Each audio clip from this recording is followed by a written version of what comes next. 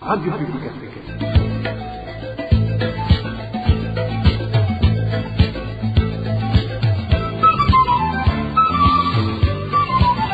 Radio Publique Africaine.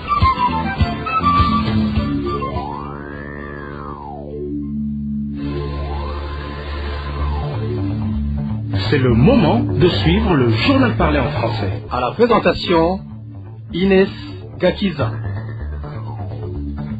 Merci de rester fidèle à la RPA. Bonsoir et bienvenue à ce journal dont voici les principaux titres.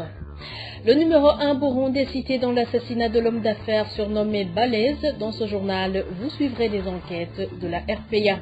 Le parti ACT Wazalendo, parti de l'opposition en Tanzanie, affirme que les commissions électorales font partie des obstacles à la démocratie en Tanzanie et au Burundi, car non indépendantes.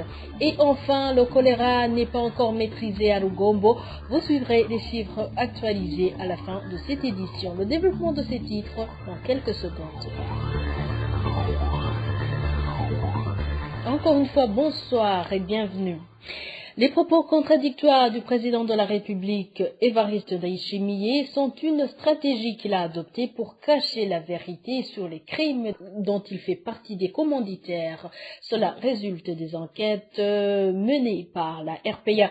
À titre illustratif, le président Évariste Ndayishimiye est cité dans l'assassinat de l'homme d'affaires Christian Ndizeye, alias Balèze, qui fut un membre du parti CNDD-FDD. Alors que ceux qui ont assassiné cet homme d'affaires font partie de la garde présidentielle, le président Évariste Ndayishimiye a récemment donné une promotion professionnelle à la veuve de Christian Ndizeye. Les détails avec Eloge Divin Remesha. L'homme d'affaires Christian Ndizeye, surnommé Balèze, était très connu au sein du parti CNDD-FDD, surtout dans les provinces Kayanza et Kirundo. Mais sa notoriété ne l'a pas empêché de se faire tuer par le régime du président Évariste Ndayishimiye après son arrestation aux allures d'enlèvement opérée en date du 17 juillet 2021, plus précisément au bar dit Calvados. Un des militaires qui a participé dans ce coup est l'adjudant-major Onesphore Ndayishimiye, alors affecté au service de renseignement militaire. Dans la fraîcheur des faits, son épouse Marie-Gorette Ndayishimiye a joué de ses relations auprès des institutions sécuritaires et de certains ténors du régime CNDD-FDD pour le retrouver. L'actuel responsable du service national de renseignement Île-de-France à Abarulema, alias King, aurait par après fini par lui avouer la vérité. En peu de mots, il lui aurait dit de cesser toute recherche et d'accepter la disparition de son mari. Les informations que la RPA détient de certains amis de feu Balèze indiquent que son cadavre n'a jusqu'à présent été retrouvé. À l'époque de la disparition du surnommé Balèze, le chef du renseignement militaire était le colonel Ernest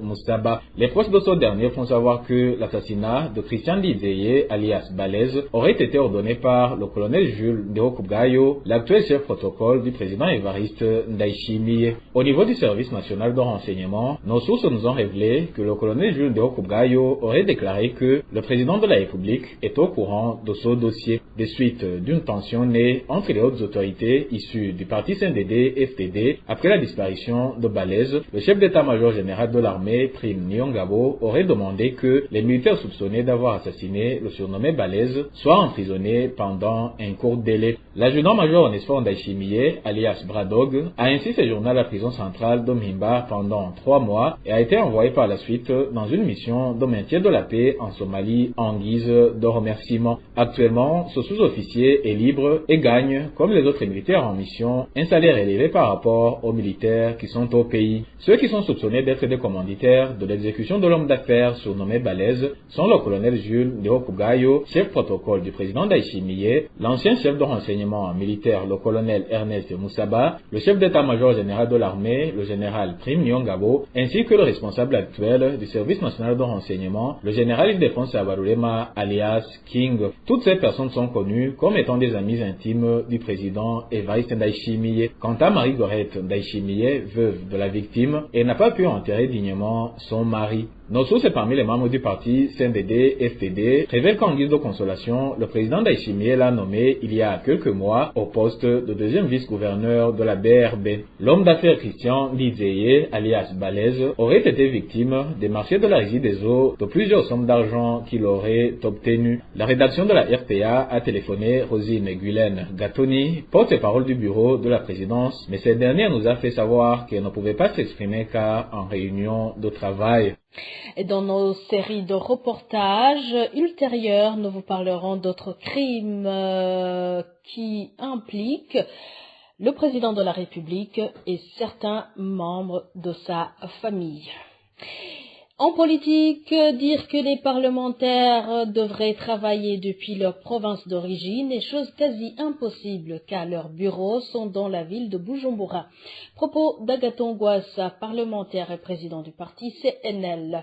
Alors que le président de la République a récemment accusé aux parlementaires de ne jamais faire des descentes à l'intérieur du pays, Honorable Rwasa indique que cela serait possible si on décentralisait cette institution et leur établit des bureaux dans ces provinces.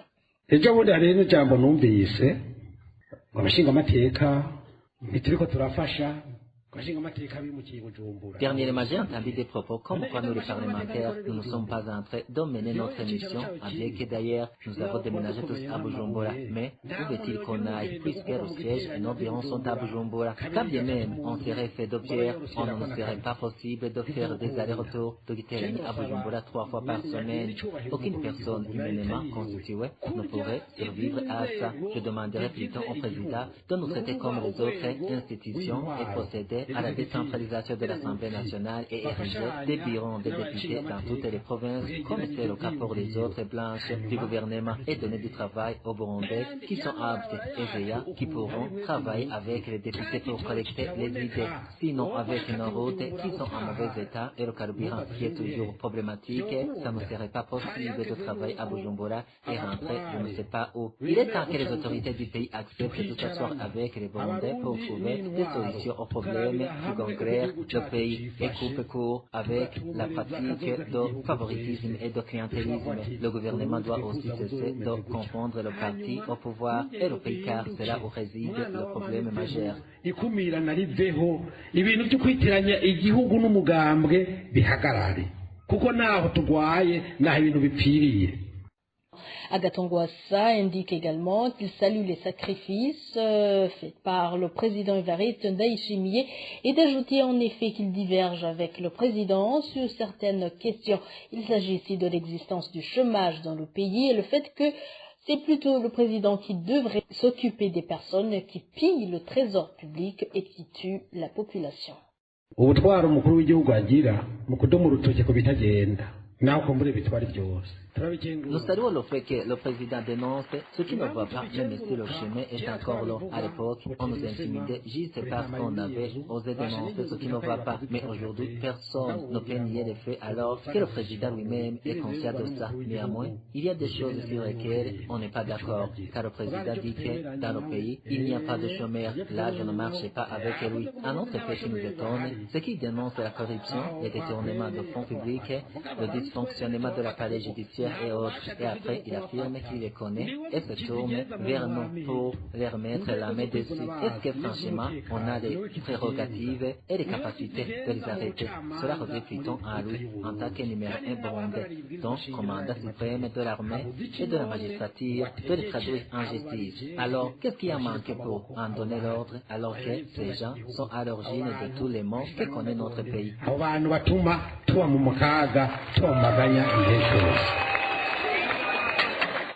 Agathon Rwasa l'a déclaré ce dimanche lors de la célébration du 4e anniversaire du parti CNL. Et le parti politique ACT Wazalendo, un des partis de l'opposition en Tanzanie, était parmi les invités du parti CNL dans ces cérémonies Dans son discours, Bonifacia Mapunda, chargé des relations extérieures au sein du parti ACT Wazalendo, indique que plusieurs pays africains, dont la Tanzanie et le Burundi, font face au problème des dirigeants qui veulent éternellement s'accrocher au pouvoir. Pour cette politique tanzanienne, les commissions chargées des élections constituent également un obstacle pour la démocratie dans les deux pays. Elle considère que ces commissions respectives ne sont pas indépendantes et donc qu'elles ne proclament jamais la vraie vérité en provenance des urnes. Je vous propose de l'écouter. Afrika na nchi za Afrika bado tuna changamoto za kidemokrasia kubwa. Nous, Africains, avons encore d'énormes défis à relever en ce qui est de la démocratie, des défis auxquels font face les Burundais tout comme les Tanzaniens. Nous faisons toujours face aux présidents qui veulent s'accrocher au pouvoir.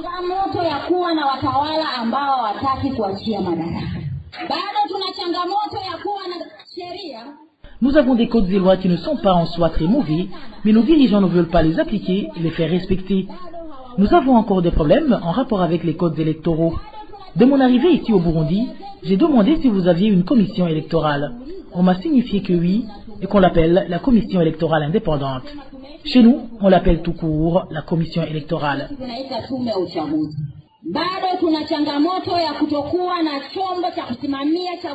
Nous faisons donc face au défi d'avoir des commissions électorales vraiment indépendantes pour que nos élections soient libres et reflètent la volonté du peuple.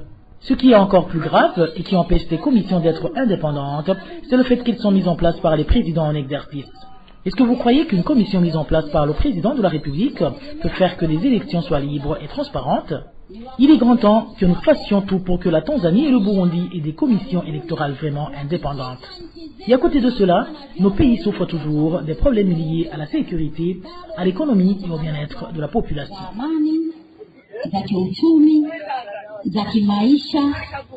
Bonifacia Mapunda demande aux partis de l'opposition dans ces deux pays de faire tout ce qui est en leur pouvoir pour apporter des changements dans leurs pays respectifs.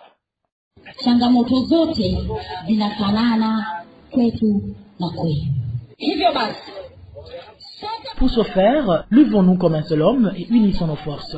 Travaillons de commun accord et soyons solidaires pour faire face à tous ces défis afin d'apporter des changements dans nos pays respectifs. Il faut que nous mettions en place des politiques qui se soucient du peuple, des politiques qui nous libèrent de la peur et nous rendent persévérants jusqu'à remporter les élections qui nous permettront d'accéder au pouvoir dans nos pays respectifs.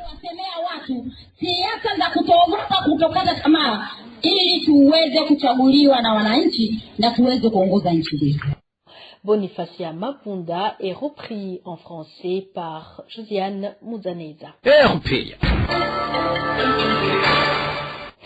Le monument du prince Louis Guagasole, situé au chef-lieu de la province Karusi, a été vandalisé par des gens non encore identifiés. Cela s'est passé la nuit dernière. Selon nos sources, la statue à l'effigie de ce héros de l'indépendance a été décapitée et démembrée. Et deux citoyens de la colline zone Buringa, commune Gihanga de la province Bubanza, ont été grièvement blessés à coups de machette ces 2 derniers jours. Un groupe d'Imbonerakure qui patrouille la nuit est pointé du doigt dans ces actes ignobles. Les informations fournies par les habitants de la localité indiquent que ces Imbonerakure ont également coupé certaines parties génitales de l'une des victimes. Emmanuel Nyungeko nous fait le point. La première personne a été grièvement blessée la nuit de samedi dernier au moment où elle est rentrée à son domicile. Une source de la colline Zone Buringa indique qu'elle est tombée dans un groupe d'individus armés de machettes et de gourdins qui se trouvent être des Imbonerakure.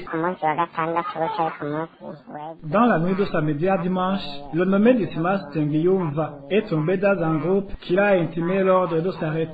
Il a refusé et a couru parce qu'il avait constaté que ces gens portaient des gourdins et des machettes. Ils l'ont finalement attrapé, l'ont poignardé plusieurs fois jusqu'à lui couper les testicules. Il a été retrouvé par les habitants ce dimanche dans un état critique et l'ont conduit au centre de santé situé sur la 8e transversale. Là-bas, ils ont remarqué qu'ils ne pouvaient pas traiter son cas et il a été transféré dans l'un des hôpitaux de la mairie de Bujumbura dont on ignore. Nous ne savons pas si sa vie va être sauvée.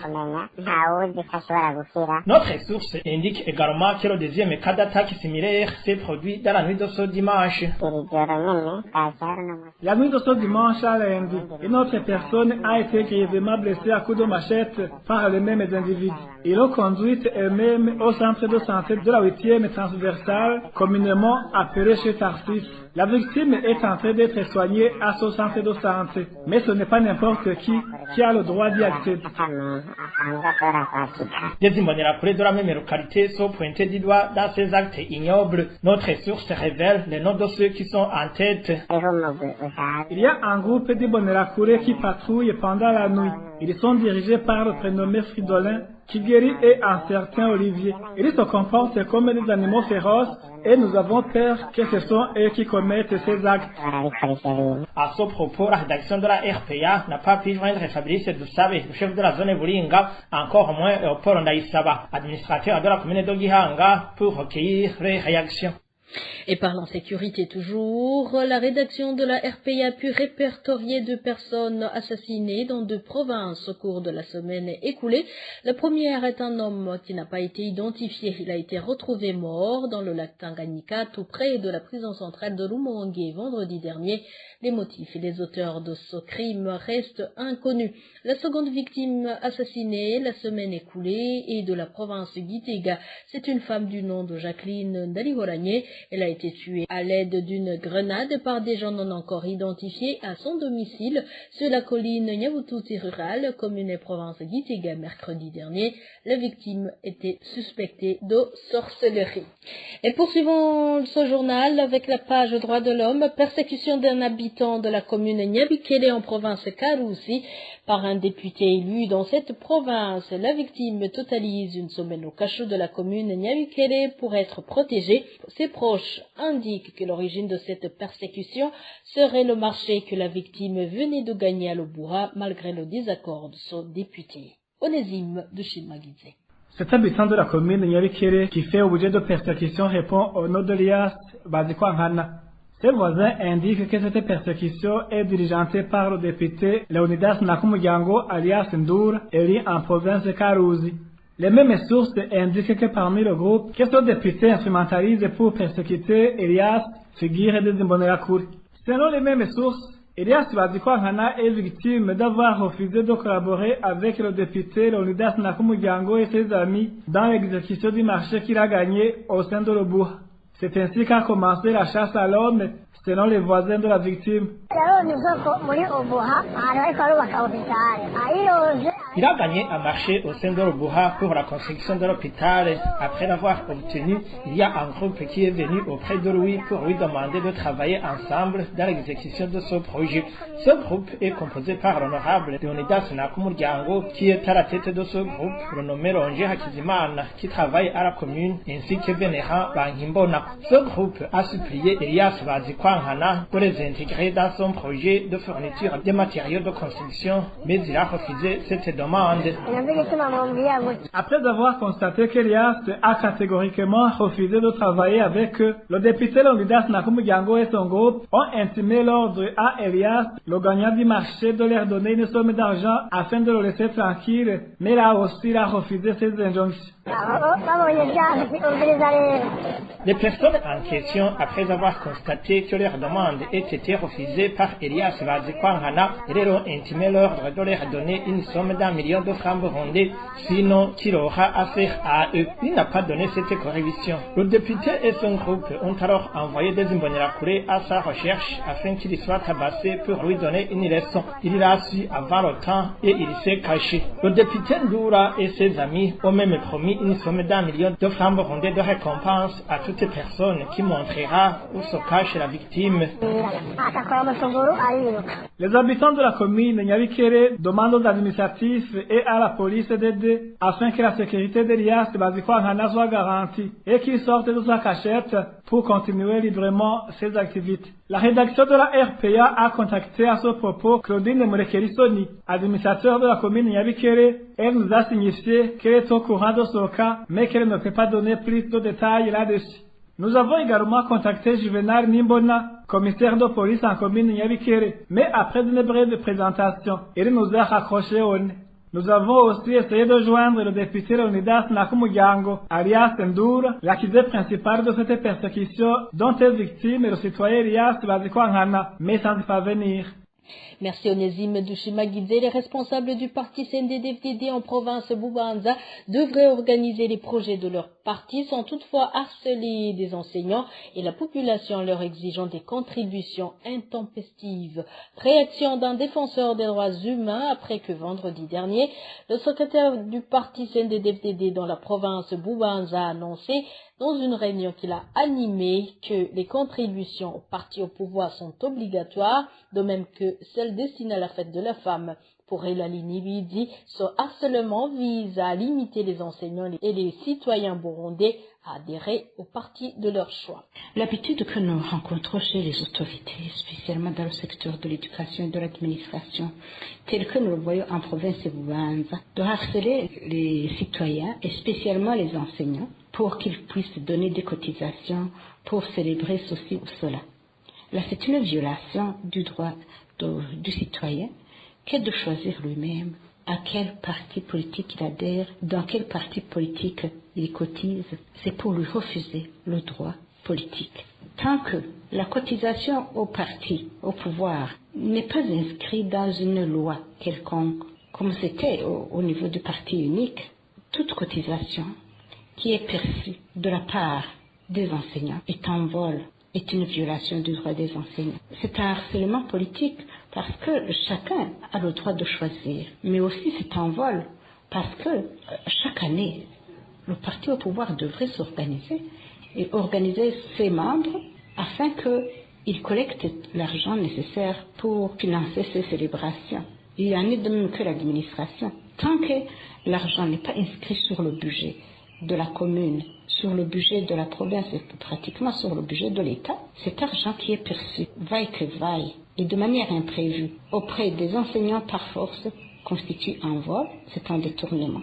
L'administration, que ce soit l'administration scolaire ou l'administration territoriale, doit se conformer à ce principe que le budget de l'État est planifié. Il est voté dans le budget général de l'État à travers la loi budgétaire et qui cesse de torturer financièrement et moralement les enseignants. Souvent, ils profitent de la docilité des enseignants qui ne se contentent que de plaintes pour leur extorquer de l'argent. Et ça, c'est une attitude qui doit cesser. J'inviterai alors l'administration, et que ce soit l'administration scolaire ou l'administration territoriale, à cesser ces pratiques qui sont contraires à la loi, mais aussi qui constituent une violation des droits humains. Qu'ils s'organisent chez eux et qu'ils laissent chaque parti organiser, percevoir ses cotisations comme il l'entend selon son programme, au lieu de profiter de la docilité ou même des menaces pour collecter de l'argent indu. Je demanderai à l'administration du ministère de l'Éducation de protéger les enseignants. Parce que les enseignants qui n'ont pas les moyens pour cotiser, parce qu'ils ont leurs obligations, ils ont leur parti politique, ils ont leur programme qui leur demande de l'argent. Et enfin, je vous l'avais dit au début, les cas de malades de choléra ne cessent de se multiplier en commune Rugombo de la province de Cibitoke. Jusque ce lundi matin, 18 étaient hospitalisés au centre de santé de Rugombo, choisi pour le traitement de cette épidémie. Il s'agit d'une augmentation de 5 cas en l'espace de 3 jours. Jusqu'à présent, 7 personnes en sont mortes. C'est le point avec Elvis Niomongile. Ce matin, le nombre de personnes atteintes du choléra était de 18. Samedi passé, ils étaient au nombre de 13, soit une augmentation de 5 cas en 3 jours. Des informations en provenance du secteur santé en commune Rugombo. Il faut savoir que jusqu'ici, les cas de choléra proviennent du secteur Banza-Midura en zone Rukana 2. La Croix-Rouge révèle nos sources, fait tout pour fournir de l'eau potable à la population du secteur affecté. Elle s'occupe également de la désinfectation dans les ménages d'où est venu un cas de choléra. De son côté, le Médecins sans frontières s'occupe des cas de malades arrêtés au CDS Rugombo. En commune Rugombo, nos sources indiquent que le choléra s'est encore une fois déclaré depuis maintenant près de 10 jours. Depuis lors, le nombre de cas enregistrés s'élève à 39. Déjà, c'est parmi les personnes atteintes de cette épidémie en sont mortes. Le plus grand nombre de cas de choléra mère à domicile si l'on en croit nos sources à Lugombo. Jusqu'ici, ceux qui ont pu être identifiés sont au nombre de 4 sur les 7 qui sont morts depuis la reprise de l'épidémie. Pour rappel, la commune de Lugombo est frappée par le choléra quasiment chaque année. L'an dernier, l'on avait enregistré 65 cas avec 5 décès. La fin de l'épidémie avait été déclarée au mois de décembre 2022. Merci à toi Elvis Nyomongele. Voilà, nous arrivons à bon port. Merci pour votre fidélité et excellente soirée chez vous.